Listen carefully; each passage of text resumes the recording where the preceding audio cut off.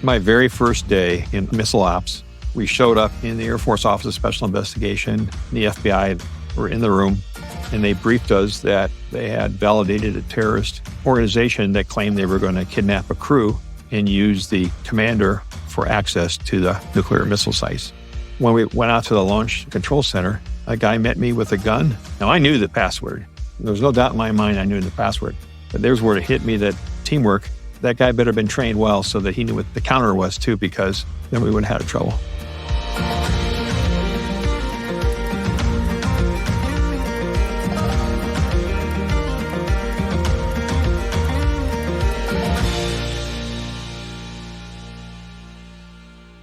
Hi, folks. I'm Conor Gaughan, and welcome to Consensus in Conversation, a podcast where we talk to the innovators, entrepreneurs, and thought leaders who are committed to building successful businesses that also help us build a better world. We get a lot of good advice on this show, from champions of business, brilliant next-generation innovators, and leaders across industry. It is so cool to be able to have these conversations and bring them to you, possibly the best part of my job. But this week may be the coolest conversation I've ever recorded, because it includes some of the best advice I've ever gotten from my first and best mentor, my dad. I figured, in honor of Father's Day, I'd ask Mike Gaughan to join me for an official episode to get some of the stories that I grew up with, hear his insights, his values, his advice, and put it all down on tape to share it with you. Over the course of his career, Mike earned the nickname Coach. In fact, upon his retirement, his colleagues from the past few decades all spoke glowingly of the great teams he helped to build and shape, just like he helped to build and shape me into the entrepreneur that I am today. I could and would go on and on all day about my dad, from the innovations he helped guide to the simple rules of life that he practiced and instilled in me. But instead, I want him to tell you himself. Let's get started with this very special conversation.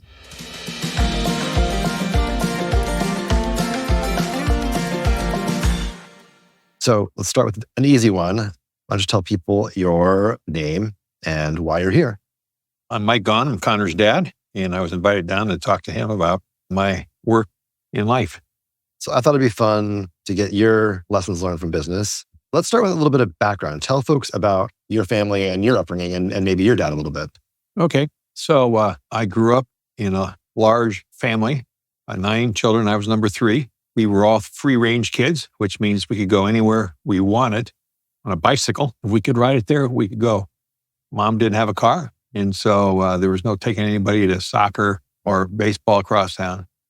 We just literally were out and about walking or riding your bike. Where was home for you mostly growing up? We grew up in Fort Wayne, Indiana, born in Cincinnati, and then moved to Fort Wayne for grade school and then to Illinois for high school. And what did your dad do for a living? Okay. Your grandfather, he did a lot of things during high school and between the time that he got out of the Marine Corps and went to college.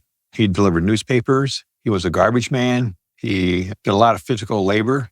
And then he joined the Marine Corps after high school, went overseas and basically got really, really disciplined, came back and got a GI Bill and went to college, became a school teacher, coach, and administrator and superintendent of Catholic schools in Fort Wayne, South Bend. So I've had a bunch of conversations. I know you've heard a few of them because I've gotten some good comments from you when you listen. There seems to be a lot of entrepreneurs who I've interviewed who identify a lot of their lessons in business back to sports and team sports. I heard this great quote yesterday. I think I sent you the videos of the guys, the Savannah Bananas. So I was listening to an interview with the founder or the buyer that runs the Savannah Bananas these days. But he asked the question, how do you train your employees? And he was saying, he hates the term. He said, I don't train employees. I train my dogs. I mentor my employees. I coach my employees. But these are human beings who I'm trying to build alongside my company into great additions to the team. So I'm curious, growing up in a coach's household, if you can think about any lessons learned from grandpa that you think might have become really important for you in business. Absolutely. There's 2 I can think of. One of them is anticipation is the key to living. He really believed in looking downfield and in trying to decide what the environment you were in, what's happening, and how you would react. That definitely came from the Marine Corps. That definitely came from combat in China. And the other one was everybody knows the plan. So with 9 kids, the only way you survived is everybody knew where we were going. If everybody knew what time the car was leaving, if everybody knew what time they're coming back, everybody knows the plan. So in business life, I use those rules. I made sure that people felt like they were on a team, no matter how small, and people felt like they were included on the development of the plan, the review of the plan, the ability to modify the plan when required. And I think that was a really good life lesson that I was able to bring into my work environment. And you were an athlete. Sports were a big part of your family's upbringing. Tell us a little bit about that and how sports kind of became part of your life and then part of those lessons that you incorporated into life. Yeah, we were an athletic family and everybody played sports. Of the 9 kids, 8 graduated from college. And let's see, 1, 2, 3, 4 of the 9 played college sports. I was able to play freshman year of football at the Air Force Academy. And the things that happened at home growing up and in high school put such a great emphasis on being a team that no one person wins the game. It's all team. And I really believe that helped and transfers to the work environment. Everybody has a good, important position to play on the team, and they all need to know the plan so they can work together to get to the finish line. Thinking back to high school first, and I can ask the same question about college, but I think it's a little differently in the military. But when you were back in high school, did you know what you wanted to be when you grew up?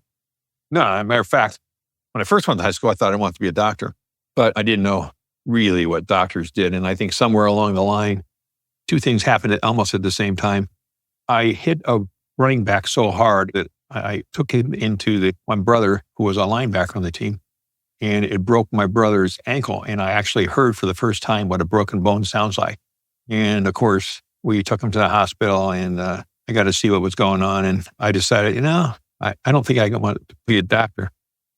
And at the same time, going on in high school, I had a fantastic math teacher and a fantastic chemistry teacher and a great physics teacher. So I really got to like science and math. I love math. Matter of fact, I originally thought I was going to major in math at college, but my plan changed, evolved. And then the Air Force Academy came along and wanted me to come and join them. And Naval Academy came along. They recruited me. So I thought, well, they can pay for college. Takes a little load off mom and dad. And I decided to go to the Air Force Academy because my brother was there. And once again, it's all about teamwork at the Air Force Academy, from your squadron teams to your intercollegiate teams. And that influenced me to, I basically wanted to get into launch. So I became an ICBM officer and then became a civilian working in the space launch industry. I want to set the stage for people a little bit because you were being recruited to go into one of the service academies, peak era of American protests against the Vietnam War. So what was that like? First of all, what was the counterculture like in Illinois and Indiana? How did that affect how you evaluated your prospects for your career or for going into the military as kind of a career? What was it like to be in the military during that period? I mean, it was kind of the tail end of Vietnam, but it was still, actively part of the cultural moment. So what was that like? It was a very interesting time. I was a freshman in 1968. And you're not suddenly old enough to see what the heck's going on in the world. And it was crazy. The Democratic Convention riots were 80 miles away from us. So they were on the news in front of us just as much as the news today. When I went to school, we had a dress code at the beginning of the freshman year. By October 1st of the freshman year, all dress code was dropped. This is at the Air Force Academy? No, this is high school. High school, okay. All the dress codes were dropped. And across the country, guys' hair growing and beards. The guys that I graduated high school with all had really long hair and beards, and they dressed like jeans and boots and work shirts, and it was totally different than today. So nobody was for the war. And looking back in time, that was a good thing. But nobody was for the war. And so going into the Air Force Academy, we were supported just as much as my high school supported people that joined peace protests. Matter of fact, my high school had a program that the Benedictine monks ran where they prepared conscientious objectors. And when I was a sophomore, the captain of our varsity defense got a conscientious objector, the first one to get it in the county. And your grandfather went and testified for him. And it was a very interesting story, but basically you had a Marine from World War II testifying for one of his football players when the board's never given a CO and they're trying to convince the rest of the team that there's no way a football player could be a conscientious objector. And that story stuck with the entire team because half the team was going to go into the service. They knew they were going to get drafted or whatever. And half the team was not. But everybody stuck together, and your grandpa as the coach and the guy that testified stayed there all night long. And when the sun came up, they gave him a CO. So that's a Marine from World War II helping one of his students, who was the captain of the defense, get a conscientious objector card. It was a big deal. So what was it like to be the kind of person that then said, okay, so I'm going to go into the services? So I believe that everybody needs to make their decision themselves. And I felt like I wanted to go work in aerospace. The space industry was very attractive to me because that was also going on at the time. Right. And it hadn't been militarized, but I was very aware of the Air Force's contributions. All the launches were from Air Force bases.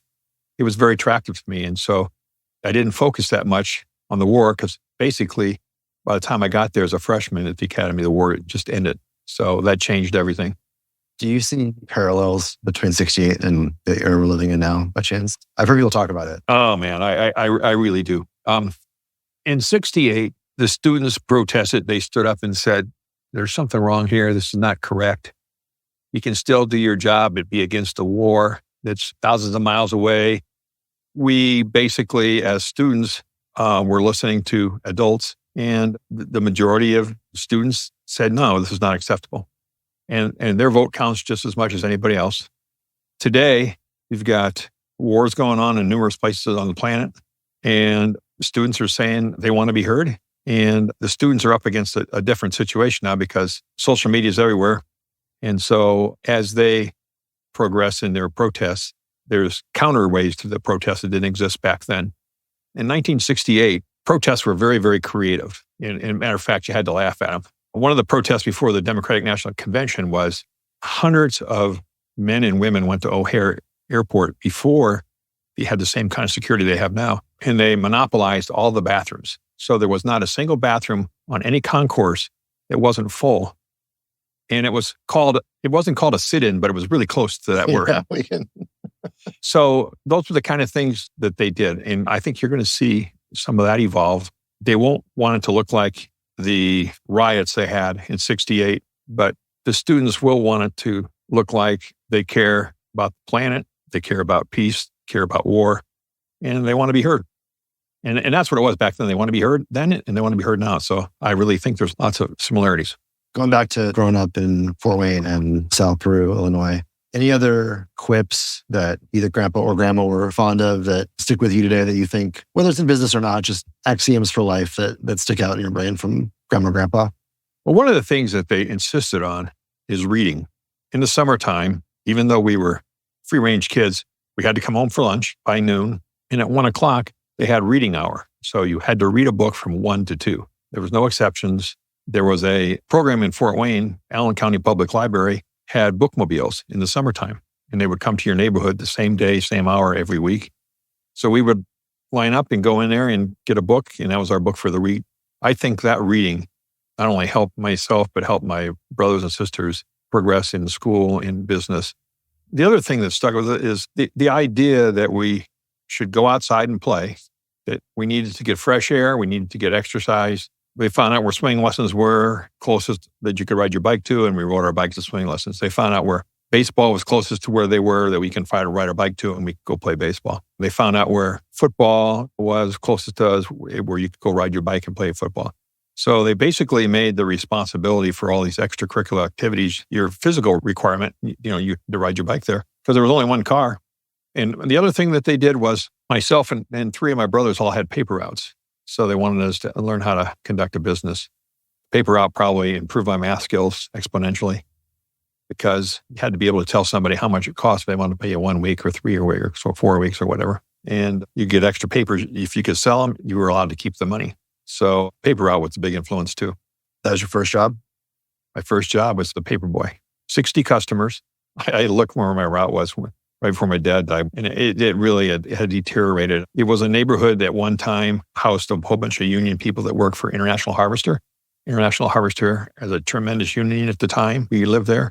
Eventually, the union was broken, and all those jobs were sent overseas. And all these neighborhoods where they were blue-collar newspaper customers of mine all became terrible, rundown, unoccupied homes. But, it wasn't that way when it was the paper out. Right. Do you remember your first day on the job or one of your first days delivering papers? I remember one of the first days to learn papers.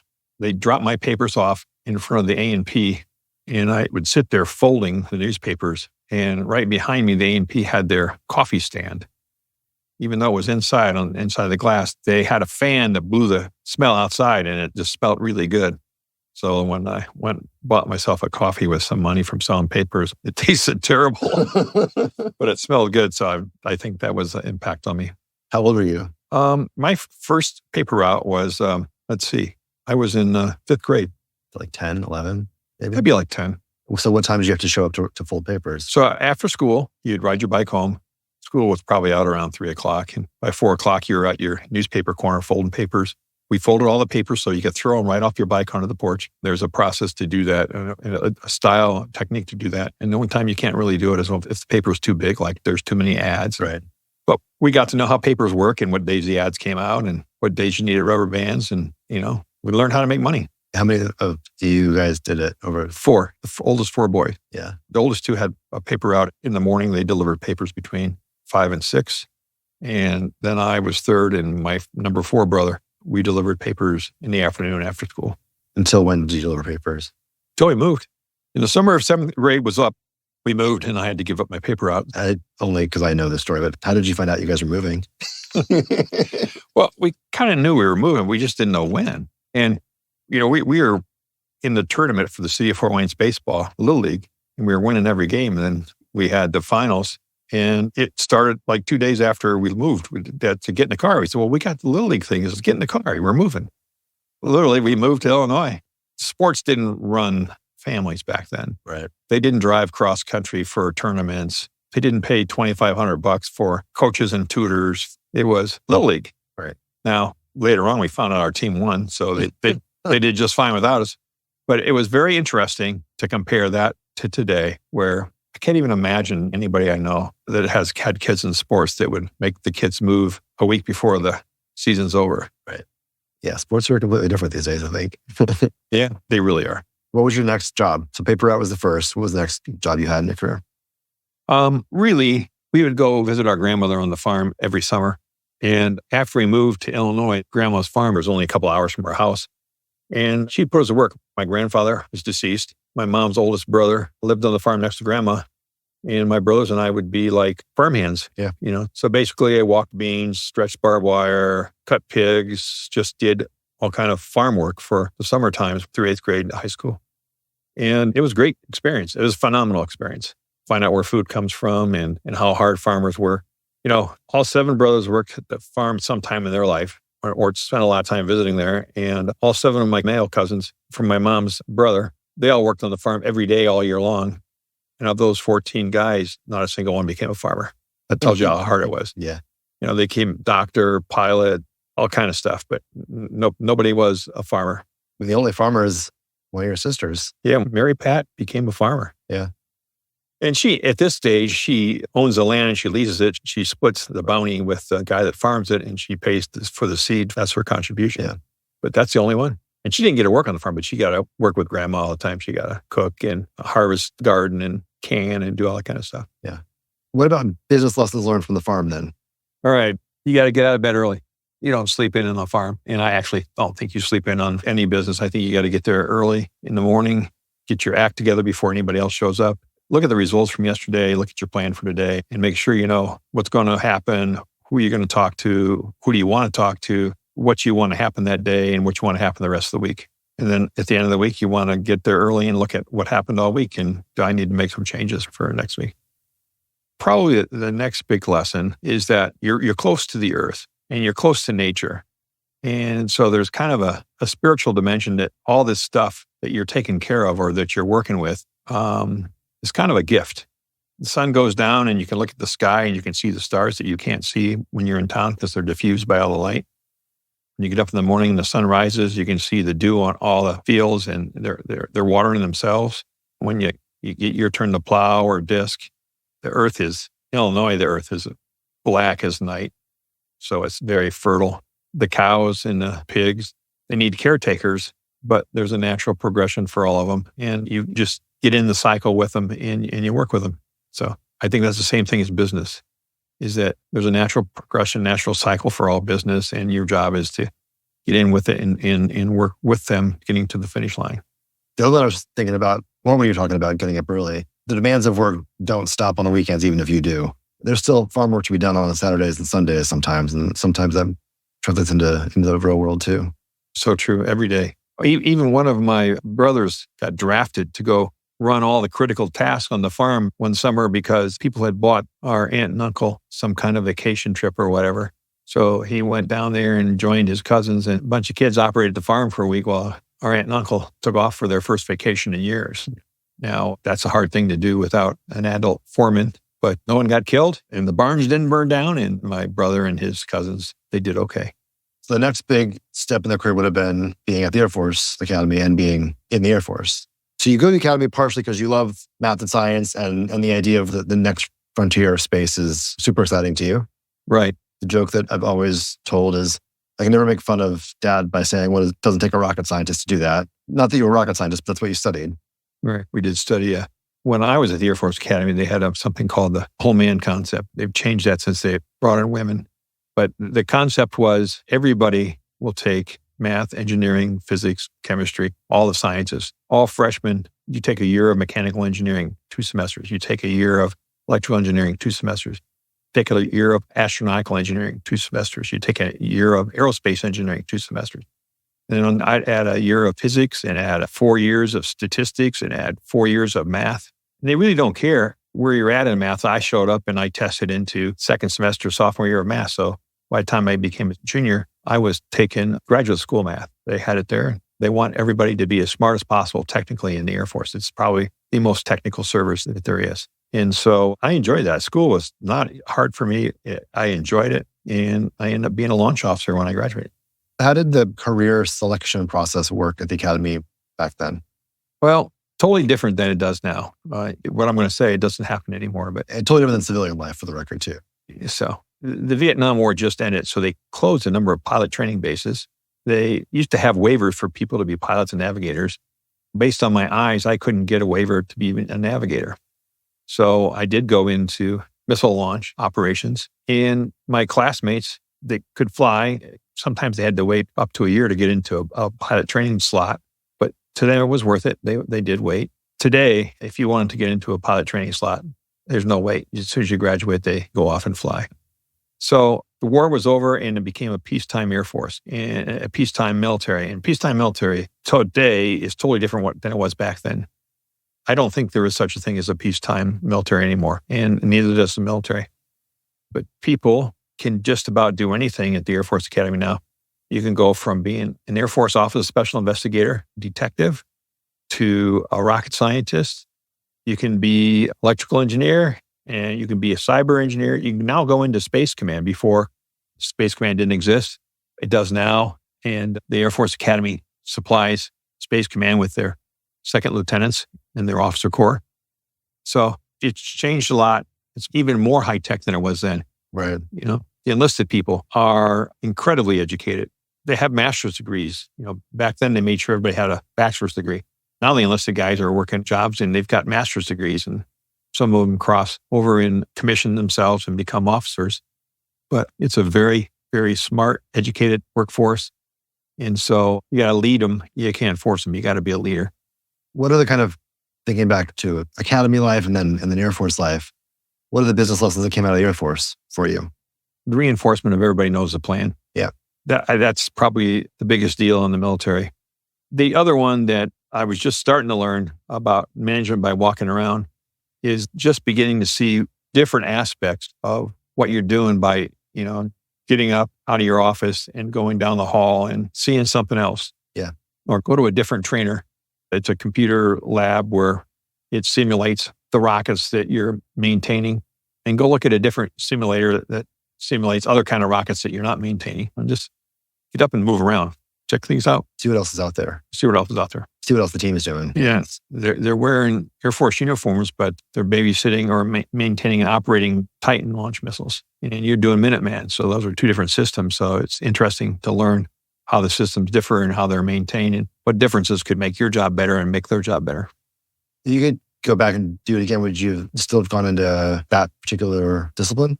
Or looking back at other disciplines that would have been more interesting that you didn't know about at the time? I think today I probably would try to get into Space Command. It didn't exist, and you couldn't get into it right out of school. Now they do. Now it exists, and now you can. So that would be the difference. I would immediately try to get into it. Yeah. Do you have any favorite stories from life working in the Air Force? Any best days that you remember? Or worst? My very first day of work in missile ops, we showed up at the pre-departure in the Air Force Office of Special Investigation. The FBI were in the room, which is strange. I never saw that before in training. And they briefed us that they had validated a terrorist organization that claimed they were going to kidnap a crew and use the commander for access to the nuclear missile sites. Of course, I'm a deputy commander, and so we kind of wonder, did they say anything about the deputies? But when we went out to the launch control center, the very first day of duty, a guy met me with a gun. You could see the round in the chamber. You could see over his shoulder, you could see a stretched out flight security controller behind an M60 machine gun pointed at you. And they gave me the password, and they wanted me to give them the counter. Now, I knew the password. There was no doubt in my mind I knew the password. But there's where it hit me that teamwork, that guy better have been trained well so that he knew what the counter was too, because then we were both going to think that they're bad guys and we wouldn't have trouble. So shaky to see guns pointed at you on your first day of work. But he knew what I was supposed to say, and he knew what he was supposed to say. So some 20-year-old young man did his job and did his preparation, and I did mine, so we didn't have a catastrophe. Never did hear anything later about the terrorist threat, but we're talking like way back in 1976. The terrorist threats have been around for a long time. Yeah.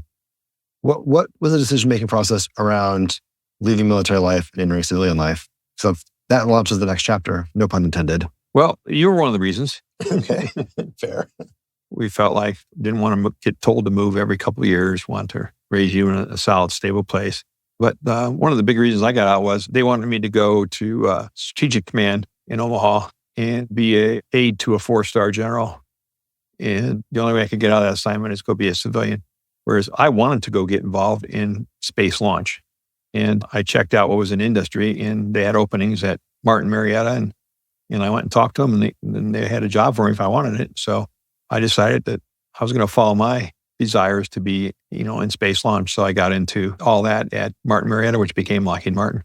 What was it like to leave an era where everything was premised on following the chain of command and go into the commercial sector where, sure, you've got your boss, you've got a chain of command still, but it's very different than kind of the structured, disciplined way that military operations are managed?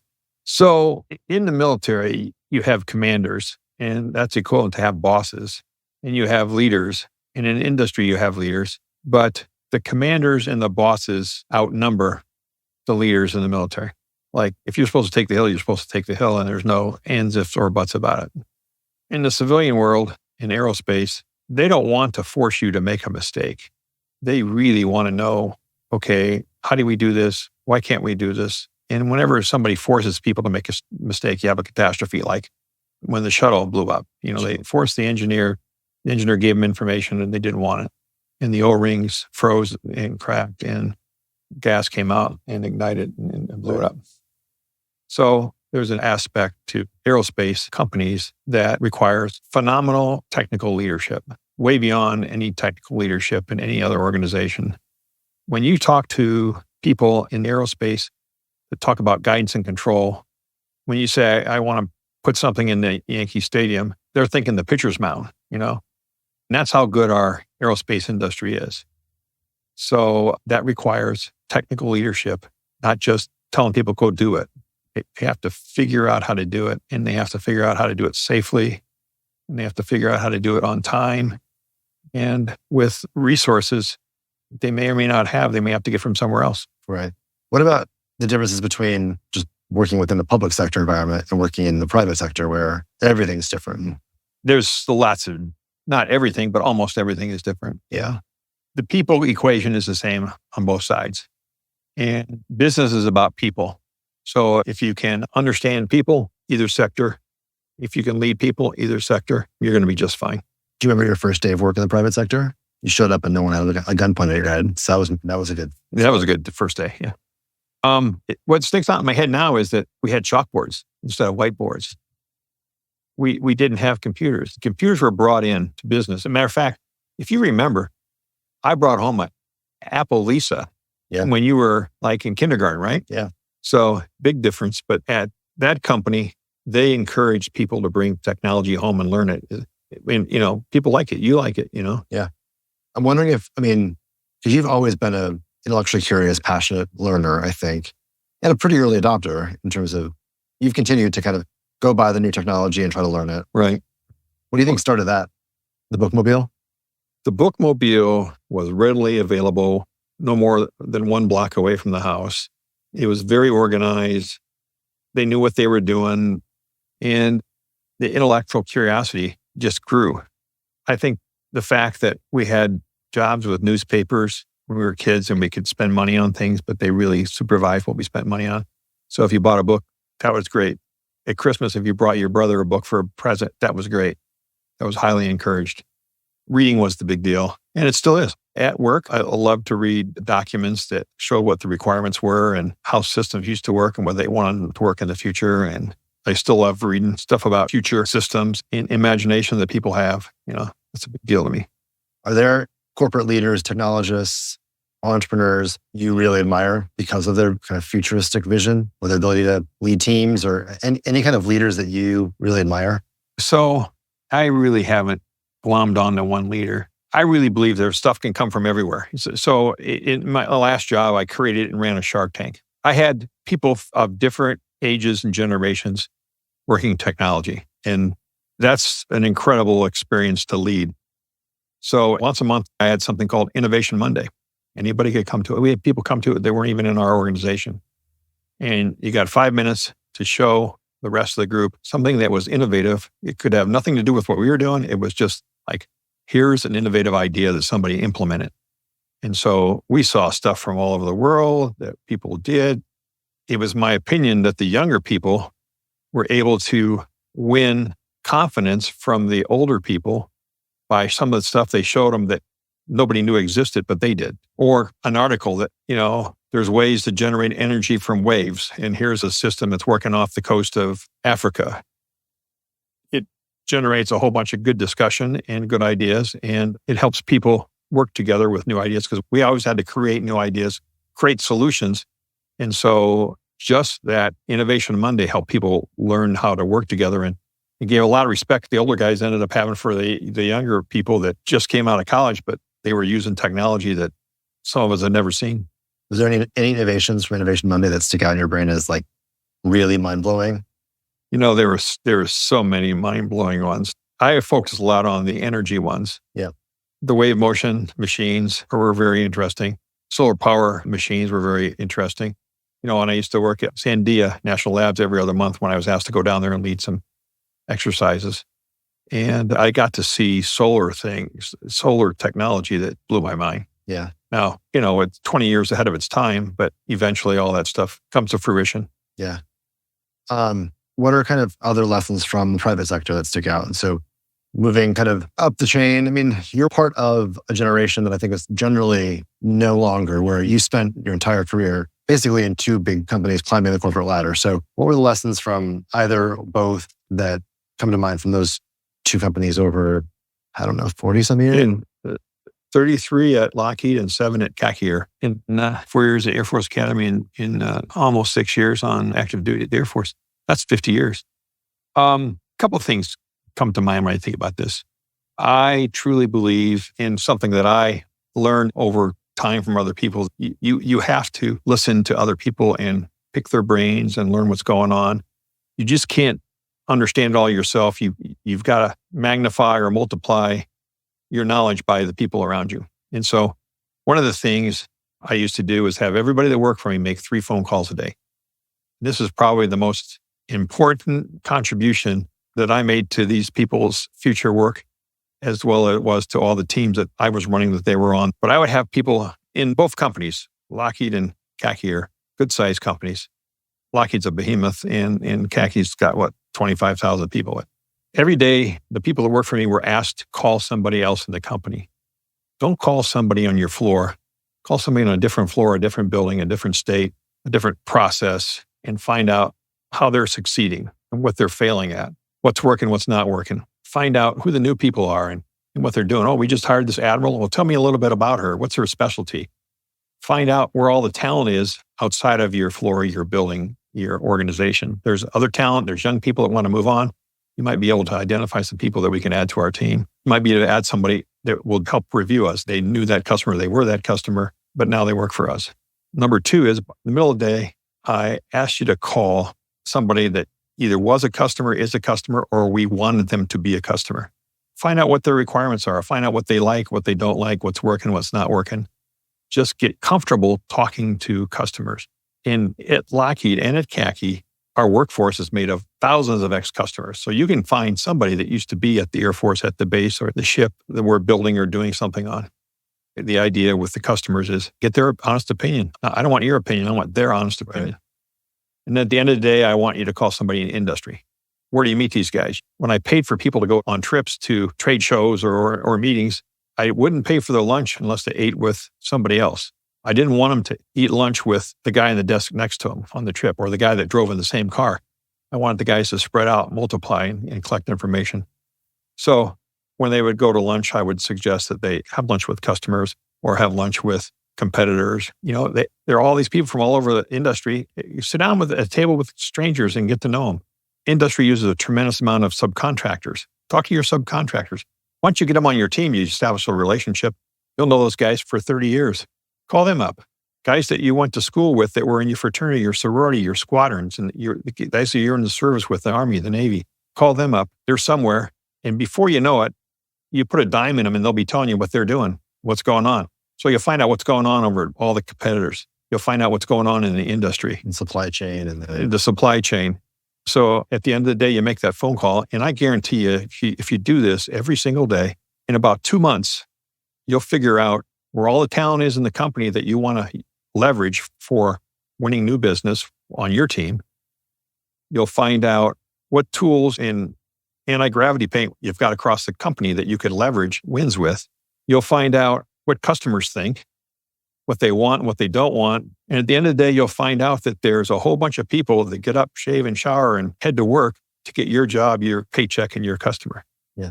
And once you figure out all those things, you'll be making that phone call every day for the rest of your life. You'll want to make it. You'll want to make it, yeah. And if you're ever on a team where everybody's learned how to do that, the amount of intelligence and the amount of creative, technical genius that sprouts from that is beyond imagination. Matter of fact, the best team I ever had that did that, we chased opportunity and we went from chasing it to shaping it. And it went from being $1 billion opportunity to $3 billion to an $8 billion opportunity. And we won it. And we won it, I think, because everybody on that team, we were making 3 phone calls a day and then sharing all the information with each other. To me, that was probably the best lesson that I would give people. Like, call other people and see how they're doing, what they're doing, why they're doing what they're doing.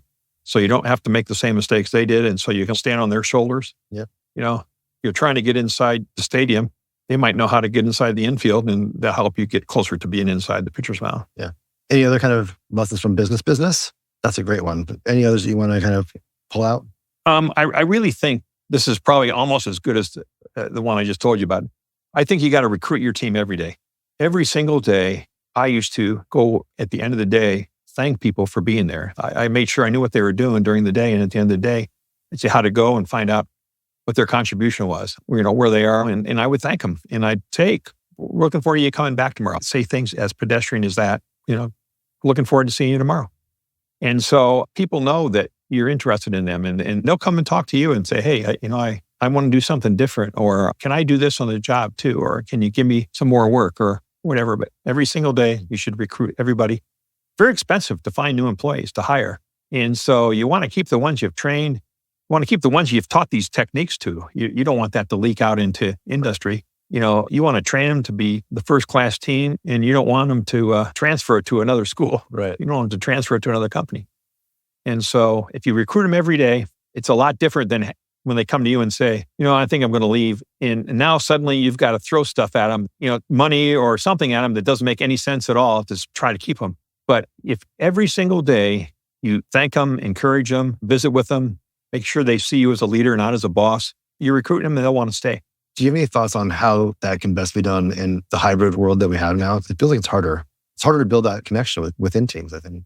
Yeah, it is. It's difficult in a world where people text more than they talk. You can call people, they're not going to answer anymore. Yeah. I'll text back, what do you need? But you can text, say, hey, I need to talk to you about something. Or you can do the thing where I said, manage by walking around. Yeah. In both cases, you can text a message and say, yeah, I want to shoot the breeze about something. What's a good time to call you? And they'll tell you, and you can call them and talk to them. And that phone call can be continue to recruit them. Manage by walking around. You stop at their desk. You let them say things to you like, the coffee maker up here doesn't work. And we've asked the cafeteria to send us a new one, for the last 4 weeks, and we've got nothing. You know how much money you can make by going out and buying your own coffee maker for that team? It's like, they'll think you're God. Right. The next morning they show up and there's a coffee maker that you bought at Costco. That actually works. And then you can solve the problem with the kitchen or the cafeteria or whoever. You might find out there's another problem that management doesn't even know about down there. It's just like they don't have any more budget and it's 6 months to go in the year. Or all the coffee makers that they've bought from this supplier don't work. That's information that's useful that maybe we should go back and get all of our money back, Right. So, I really think you lead your team by walking around and my dad used to talk about this too growing up, is that like the Marines don't leave anybody behind. And I always thought the leader needs to be the last guy to leave the office. If there's somebody still there struggling and working on something, you should go struggle with them and help them or tell them, hey, that's good enough. Take the rest of the day off and we'll start fresh tomorrow. Yeah. Whatever it is, then they'll know that they didn't get left behind. But if they get left behind and they're working for 3 more hours and they walk by your office and the lights are off, it's like, they don't even really care.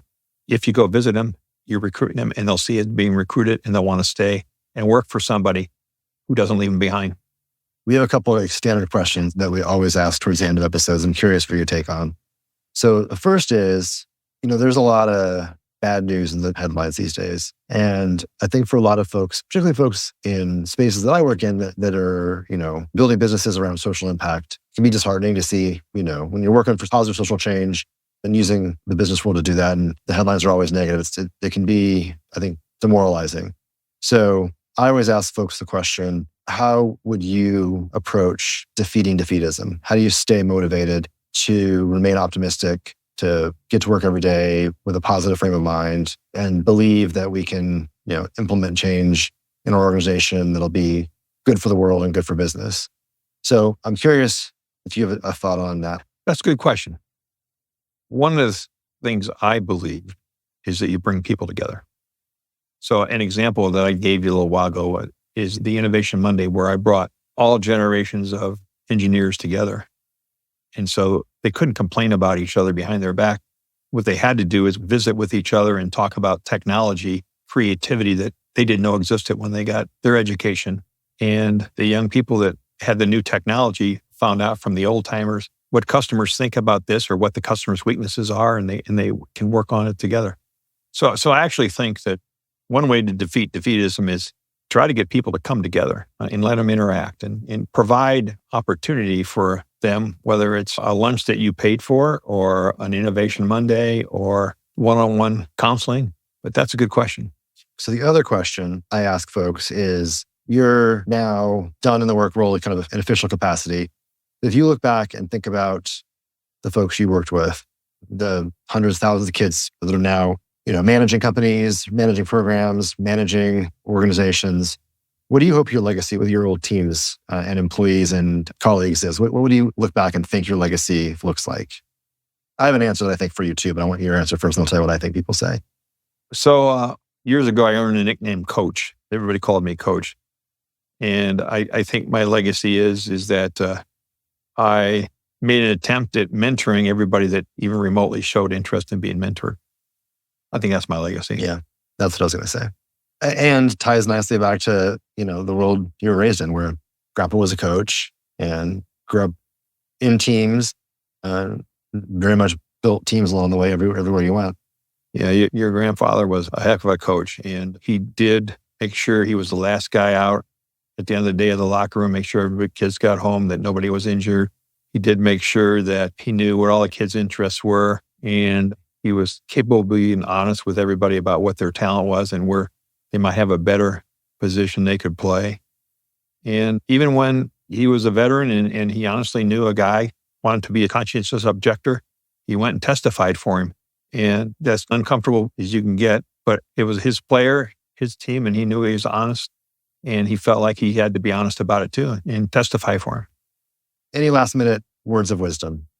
I would think that when you're sure of something, double check yourself, because there's probably some examples where you're going to be incorrect.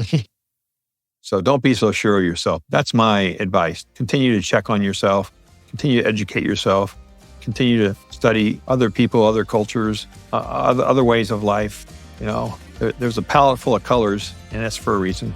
The prism is here for all stages of life.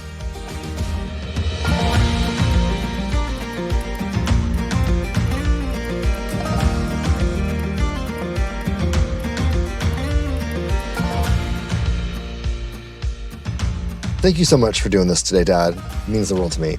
And happy Father's Day. To all you who are playing parental roles in someone's lives, you are greatly appreciated. There aren't going to be too many show notes today, but if you're listening on Spotify, we've got a really great special Q&A this week. So take a look and fill it out. As always, you can email us at cic@consensus-digital.com. That's cic@consensus-digital.com. Or you can email me directly on LinkedIn or Threads at ckgaughan. That's at ckgaughan. Send us your questions, your comments, your ideas for future guests. We love the feedback. If you've enjoyed this episode, please give us a rating and a review on Apple Podcasts. It helps us to grow our reach, add new people to the conversation, and continue bringing you more awesome talks with the business leaders that you want to hear from. Thanks, everyone. We'll be back next week with another exciting episode. Stay tuned.